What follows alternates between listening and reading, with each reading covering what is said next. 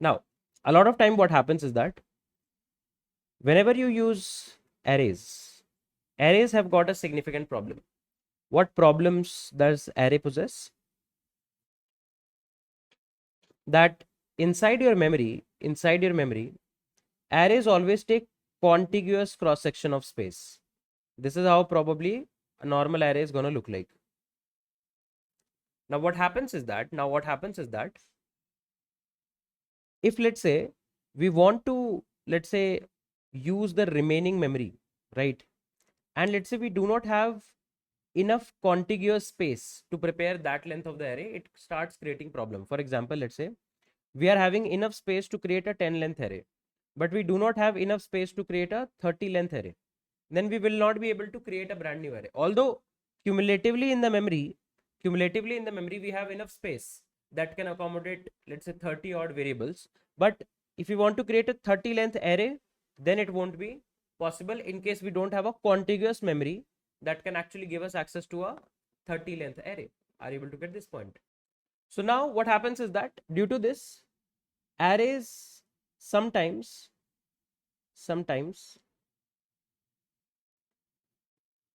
can be memory inefficient. In order to tackle this scenario, we have a brand new data structure called as linked list. Now, what is linked list?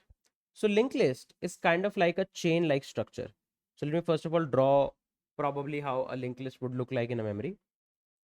Okay.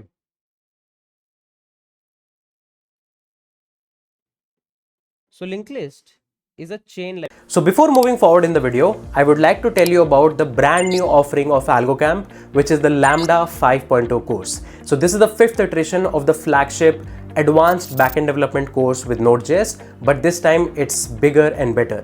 This time Algocamp has introduced a lot of new projects. The whole ecosystem is going to be more AI powered. There are projects including Lovable Clone, your own AI fitness tracker, own AI interview planner and interview prep, I would say, tool.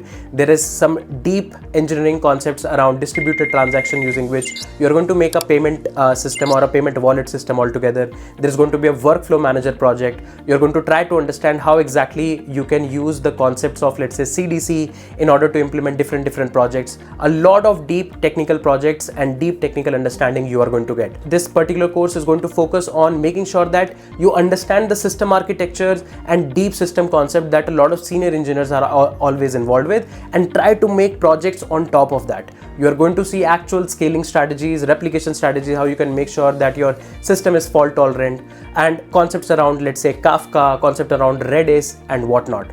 There is so many different projects that are actually added, including a WhatsApp system, something like a Netflix like system, a Twitch like system, a lot of AI powered tools. We are going to actually make something like Lovable Clone and whatnot. Do check out the link in the description section below. Get the idea about all the projects that you are going to get and build. This is something that will take you from an absolutely beginner level backend developer to a very advanced level backend engineer altogether. We have received such great testimonies from the last set of batches, and people are actually loving what we have already built, but this time we have made sure that this is bigger and better. So do check out the link in the description section below and use this coupon code to get massive discounts on the current price. And now let's go back to the video. You can see in this chain like structure, what happens is that you have two important structures. One is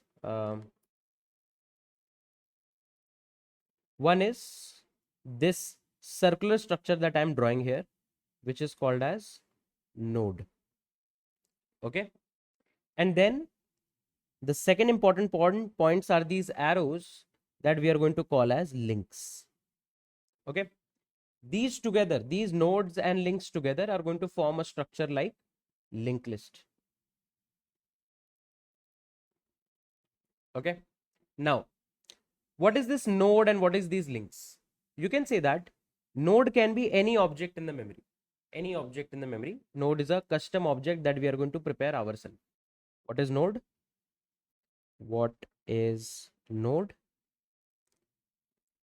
It is a custom object that you prepare in the memory. Okay, we can probably write a node class, right? So that we can actually create multiple nodes. Okay, so this is what is a node. It is going to be some custom object that we are going to create. So how a node will look like, if I try to give you a closer look to a node, if let's say we call this new object as a node, how it's going to look like, it is going to have a data property, right? What is this data property? Inside node, we are going to have this data property that is going to store the data that the node represents. For example, maybe this linked list is a linked list of numbers. Let's say 10, 2, 5, 13, 16. Okay. So this 10, 2, 5, 13, 16, these are what? Data that is stored inside the node. So in order to store that data, we are going to have a data property. And then every node is going to have another property called as next. Now, what is this next? The data property is the data value. This is the data value we want to store inside node.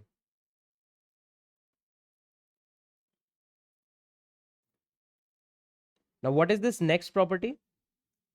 Next stores the reference. Next stores the reference to the next node in the linked list chain. Okay. Next property. Next is also going to be a property that is going to store the reference to the next node in the linked list chain. Okay. So you can see this linked list is kind of like a chain like structure, right? And eventually, if you see it in one shot, this will be a 1D data structure, one dimensional data structure, or you can say linear data structure. But how it is going to be prepared is that it is going to be prepared by a collection of nodes. You can see these are collection of nodes. And how these nodes are connected? These nodes are connected via these links. And how we manipulate or how do we prepare these links? In every node, you can have a next property. In every node, you have next property.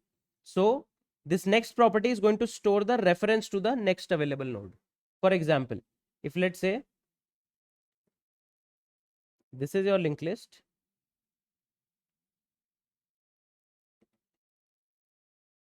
Okay, let's say this is your linked list. So let's say here the data property is 5. Here the data property is 10. Here the data property is 2. Here the data property is 3. Okay, now let's say the memory address. Now, as I mentioned, it is going to be a custom object. Node is going to be a custom object. So we can create a class that can actually give us the corresponding node, right? So now let's say all of these nodes are going to be prepared as some memory address. So let's say the address here is XY. The address of this node is AB. The address of this node is BC. Address of this node is AC. Okay, for example, these are the addresses. What does this address means? XY means the memory address at which this node has been prepared. AB means the memory address at which this node has been prepared. BC means the memory address at which this node is prepared, and so on. Right? Now, the next property inside these nodes are actually going to store the next object memory address. So here we are going to store AB. Here we are going to store BC. Here we are going to store AC. And this is the last node. This is the last node. So after this node, there is nothing. So here we are going to store null. That's how a structure of a linked list is going to look like. Now, this last node is also called as the tail node.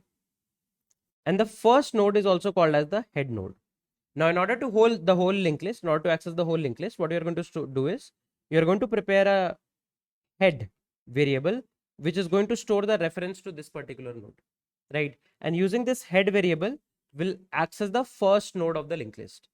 Now, using the first node of the linked list, you will access the second node of the linked list because here you have the reference to the next linked list node. Using the second linked list node, you have the reference to the third linked list node and so on. That's how things are actually going to work, right? An interesting part is how in the memory it is going to look like. Now, if you see a linked list, let me draw it here. If you see a linked list in a memory,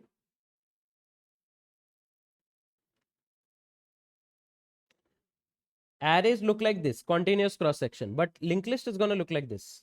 There will be a node, there will be another node here, there will be another node here, and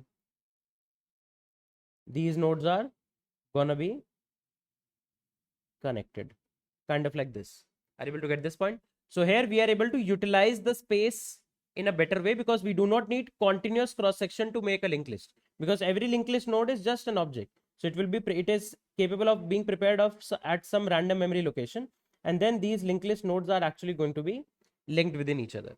Important point to understand about linked list is that linked list has no indexing. Why they have no indexing?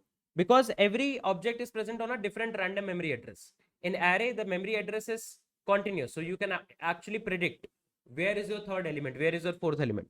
Here you cannot do that. So there is no indexing mechanism like arrays that exist in linked list. That means if you have to access individual element of the linked list, you always have to come to the head, then you go forward, and then only you will be able to access the individual element of the corresponding linked list. Always keep this thing in mind. Now there is one more type of linked list called as a doubly linked list, guys. There is a concept called as doubly linked list. What is a doubly linked list?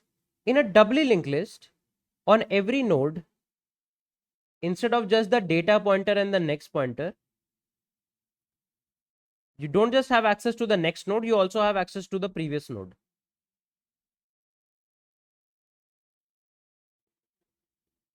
Okay, so let's say this is 10, 20, 30, 40. Okay, let's say this memory address is AB, this is AC, this is BC, this is AD. Okay, so here the next pointer is at AC, but previous is null. Why? Because there is nothing behind it, so previous is null. Here the next is BC and the previous is AB. Here the next is AD and the previous is AC. Here the next is null.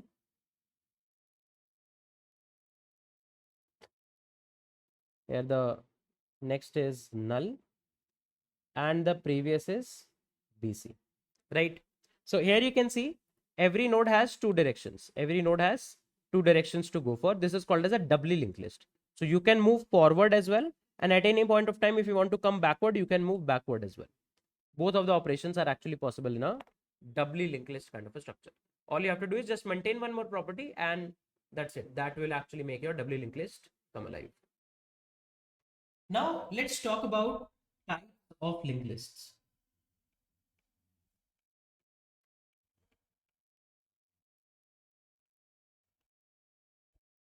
Types of linked list. So there are different type of linked list. First type of linked list is actually called as singly linked list, right? Now what is the singly linked list? In a singly linked list, from each node, you can only go in the forward direction, or I would say in one direction, that is to the next node, right? From any node, you can just go to the next node. There is no way that from a node you can go to the previous node. There is no way to go for the previous node. This type of linked list is actually called as a singly linked list. Now there is a counterpart of singly linked list called as doubly linked list. Now the best part about doubly linked list is that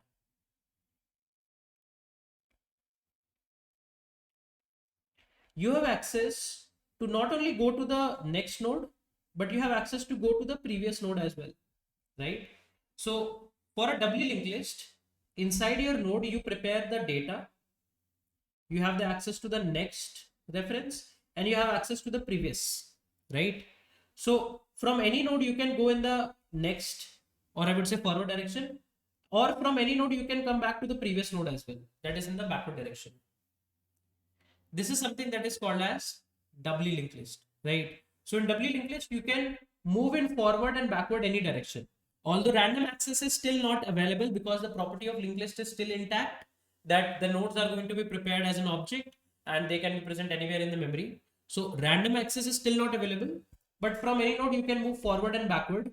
And there are some very crucial algorithms in which doubly linked list is actually used. Apart from this, there is something called as a circular linked list. What a circular linked list is? In a circular linked list, it is an extension of a singly linked list where from your tail node, you have access to the head node. So let's say this is the head, this is the tail. So the next of the tail doesn't point to null. The next of the tail actually points to the head. So it actually forms a cyclic formation. That's a circular linked list, right? So whenever your linked list is going to form a cyclic formation, that's a circular linked list. There is one more type of a linked list called as skip list. So what is skip list? So technically, we don't discuss a lot of things around skip list because it's just an optimization. So what skip list actually does is,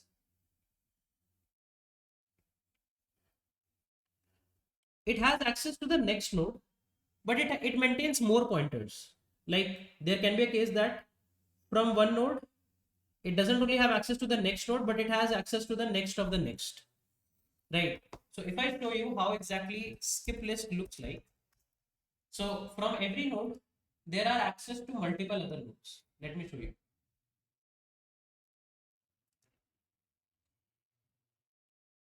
This is technically a skip list.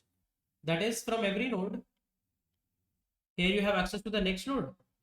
Then you have access to these nodes. Then you have access to these nodes and so on. So technically, skip lists are something that are actually used for faster searching, or let's say if you want to do a faster traversal or you want to reach the end of the linked list extremely fast, then you can use the different level of pointers in order to actually jump or take a higher jump, right? So if you want to take a huge jump in every iteration, in that cases skip lists are used. But to be very honest, in my opinion, the most important linked lists are singly linked lists and doubly linked list. Even circular linked list can be modified in multiple ways, or like it's just an extension to single linked list only. But the overall core of most of the applications that you will find with linked list are going to come from singly as well as doubly linked lists.